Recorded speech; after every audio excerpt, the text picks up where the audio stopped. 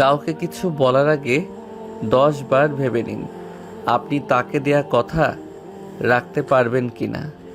যদি রাখতে না পারেন তাহলে অন্তত ওই মানুষটাকে কোনো কথা দিতে যাবেন না।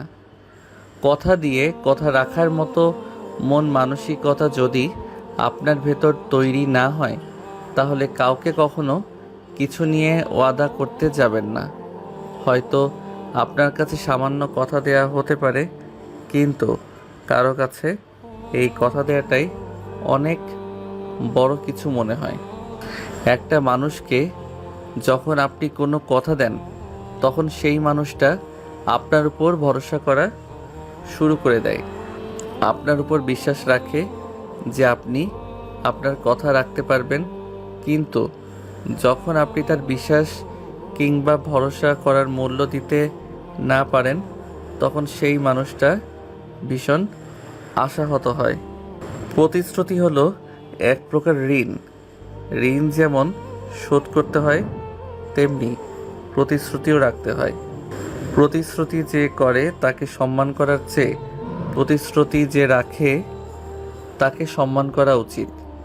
যে মানুষ প্রতিশ্রুতি রক্ষা করে চলতে পারে তার ব্যক্তিত্ব ততটাই সুন্দর।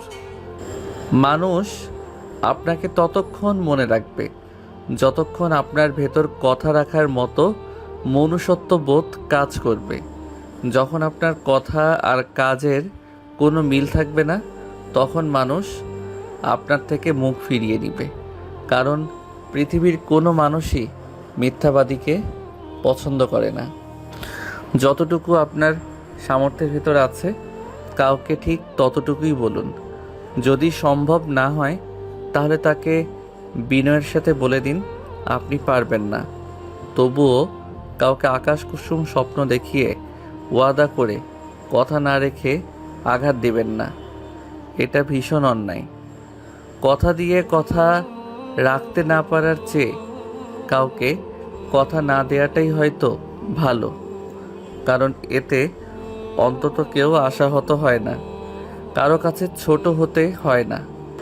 মনে রাখবেন, কথা দিয়ে কথা রাখাটা হলো পৃথিবীর সবচেয়ে সুন্দরতম মন মানসিকতার পরিচয়।